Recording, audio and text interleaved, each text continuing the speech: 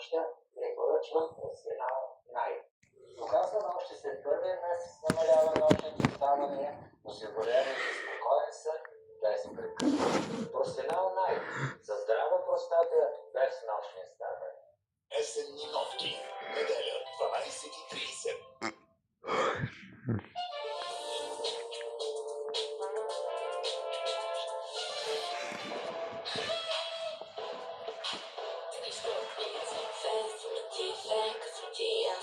Ей, запази нощта само за нас. Бен залети, като ти каже ела. Ей, ти забивна, яката жена. Фен съм ти, фенка съм ти аз. Ей, запази нощта само за нас. Бен залети, като ти каже ела. Ей, ти забивна, яката. Добре дошла в студиото на предиобед на моята любима кукла на Жилко. Такава красавица на клипа, но изглеждаш феноменално. Браво, ти толкова много се радвам, че мога да ти опиша, че отново аз всички зрители може да те гледаме на екрана. Наистина ти пожелавам успех и за мен е удоволствие, че тази сутрин съм с теб. Благодаря ти, че прие нашата покана в такъв важен ден, християнски празник. Има ли нещо, за което искаш да се помолиш днес? Аз съм много вярваща, не само заради името, което нося, аз съм Христина. На първо място се моля за здраве, за доброта и за смирение. Много хубаво каза. Много добро начало на интервюто днес. Да кажа, че тези секси кадри, които показахме от клипа, от съвсем най-яката жена е летния хит, не така? Точно така, да. Днес е премиерата в 6 часа в моя YouTube канал. Тита Official още не е излязла. Това е кратък подказ всъщност от целия клип, но така ще е по-провокативен, както можете да видите.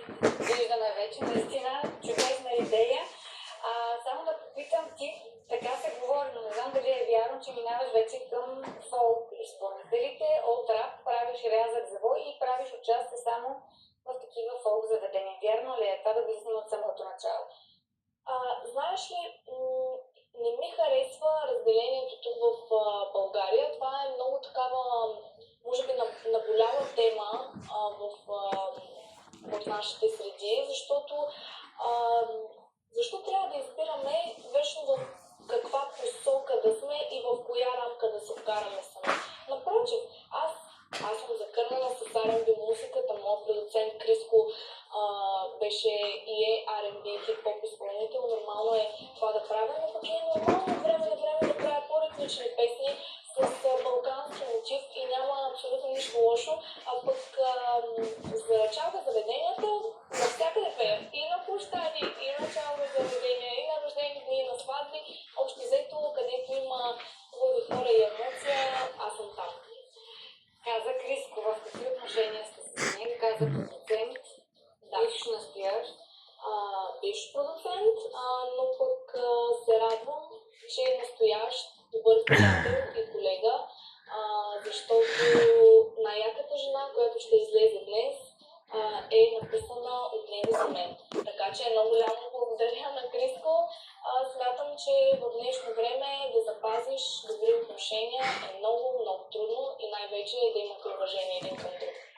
Да минем сега към началото на твоята кариера. От съвсем маничка зрителите те познават. Как преодоля, може би, първоначалния стрес, излезеш тази кариера? Когато бях на 15, участвах в един формат, тогава само едновременно ми зададе същия въпрос. И аз си казах, когато заспиваш и ставаш с една мисъл, ти не можеш да чакаш, не можеш да чакаш 2-3 години. Ти мислиш за това, ти мечтаеш, визуализираш си го, но да, не съм си представила буквално, че на следващия ден ще се събуди вече известен тинейджър в България. Но пък аз съм страхотно семейство, което така много стабилно ме задължава всеки път и смея да твърдя, че вече на 26 години не съм имала моменти, в които да се озвездявам или да съм чак толкова тромната от негативни коментари, напротив. Наслаждавам се на времето и възможността, която имам да живея мечтата си. И я живяваш по най-добрия начин всеки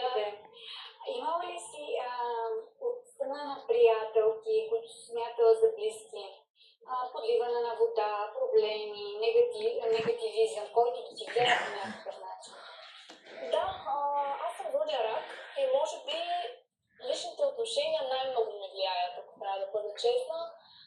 В професионален план така амбицирам се много, бързо излизам от неприятните ситуации, които някакъв път ми поднася живота, но пък от близки хора най-боли. Ти знаеш, от близки хора, когато не очакваш, е най-болезнено, но пък от жените е доста очаквано. Жена към жена, хубава жена към хубава жена, но аз гледам малко по-философски на нещата, защото смятам, че всеки си има някакви вътрешни мотиви, травми и така нататък и не им се сърдя, напротив. С една усмивка, който не е за мен, да следва своя път. Какво най-лошо са ти правили твоите приятелки?